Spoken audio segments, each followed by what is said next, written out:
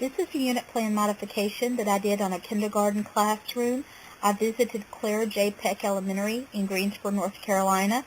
It's right down the road from where the center I work at is located on Florida Street in Greensboro. And the demographic description, it was 49% African American, 11% Caucasian, 34% Hispanic. And then on the paperwork, the administration said that in the other section, parents had listed multiracial, Sudanese, Native American, Lumbee tribe, and Occaneechi Band of the Spani tribe. The curriculum approach I used was Reggio, Emilia, and it is student-centered. It shows respect, responsibility, and community through exploration and discovery. This approach is one that I really believe in, and it has shown to be very effective with my students and the families that I serve. Communication is vital in building relationships and learning and sharing information, and it's just very important that we allow each child to share and listen to them when they speak.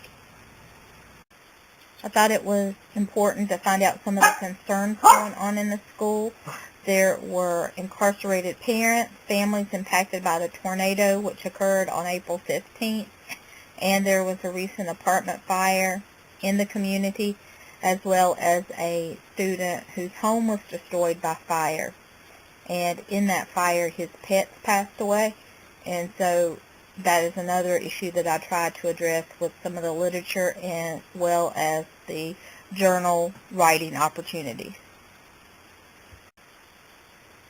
Now we are at the literature section, and the first part is for teacher use. So we have some books for teachers on teaching and learning in a diverse world, multicultural education for young children. There's a book on the Reggio Emilia approach, as well as a book that James A. Banks did called Multicultural Education. I just feel that it's very important for teachers to be lifelong learners so that we can demonstrate that to the children we serve. Nonfiction literature includes not only books on ladybugs, but also tornadoes, since that was something that was a concern. If the children show interest in it, then the teacher will facilitate that. This is a pretty diverse fiction list. Each of these books I think is special, but I will highlight one, which is by Margaret Brown Weiss. It's called Dead Bird. In the book, a group of children find a dead bird, and they bury it in the woods. They sing to it, and they place flowers on its grave. This is something that I think would really help the child who lost his pets in the fire, as well as some other childhood trauma issues that are going on with some of the children. 73.4% of the children are economically disadvantaged, and 99.2% receive free or reduced lunch.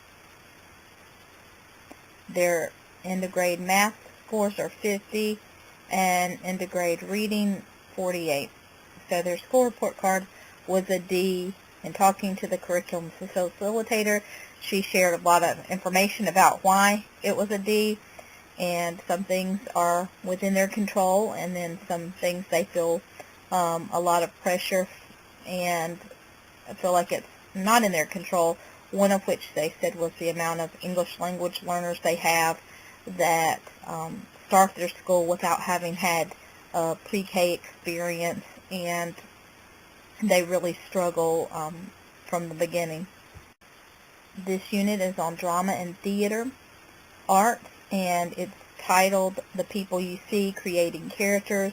There's so much we can do with this unit to explore culture and diversity, and also partner with the parents and families to get them involved. This unit is focused on drama and theater arts, but we will also use opportunities that present themselves in the lessons to include other subjects, including language arts, math, social studies, and science. This is something that's just going to happen organically. To incorporate these different things, we'll discuss the literature on our list. We will draw in our journals. We will count how many facial expressions, how many different ones the class can make.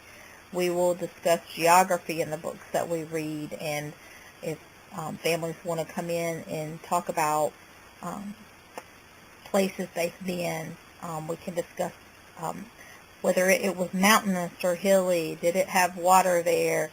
Was water scarce there? To incorporate science, we can discuss weather, including that recent tornado. Now I'm going to discuss a few of the modifications that I made in working on making the unit plan culturally relevant and responsive.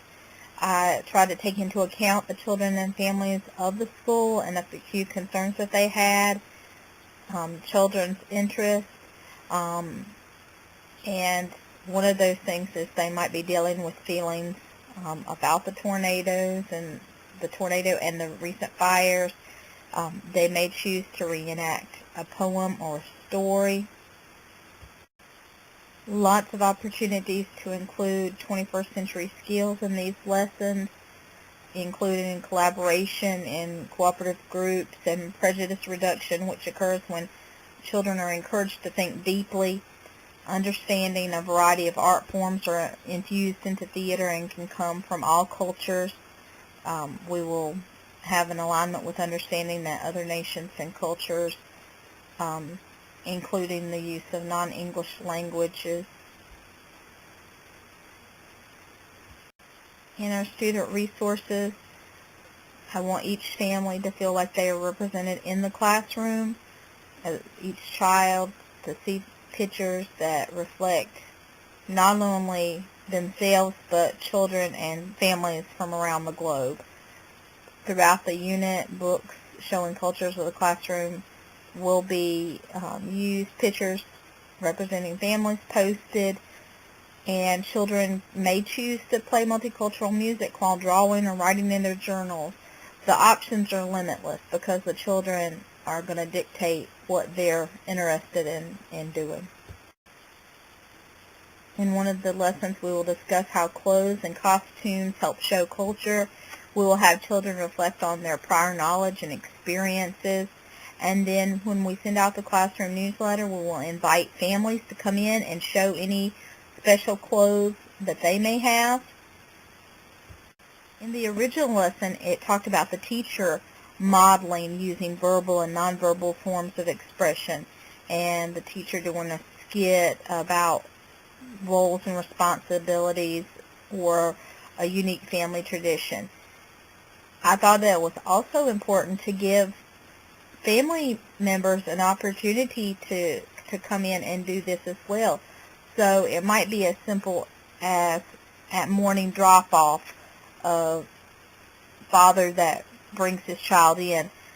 If you, as a teacher, have an opportunity to say, could you or would you be willing to show the children one of your favorite customs or traditions and act it out for us tomorrow morning? They may say no, they may say yes. You don't know unless you ask. So it's just really important to realize that each child and the prior knowledge and experiences that they have are very different, and we need to be respectful. And so in one activity that we're doing, children are to look at mirrors. Modification that I listed is that we might, in addition to having the handheld mirrors, we might have magnet mirrors. If children are unable to grasp, you might have a child that doesn't want to look in the mirror, or a child that doesn't feel comfortable in participating in the activity at all. So we just need to respectfully assist students that may need extra guidance or practice. During the assessment portion, it's very important to allow time for each child to communicate or demonstrate the facial expressions and things from the unit as they choose to participate. And as a teacher, we need to make modifications when they're needed for each child as well as for English language learners.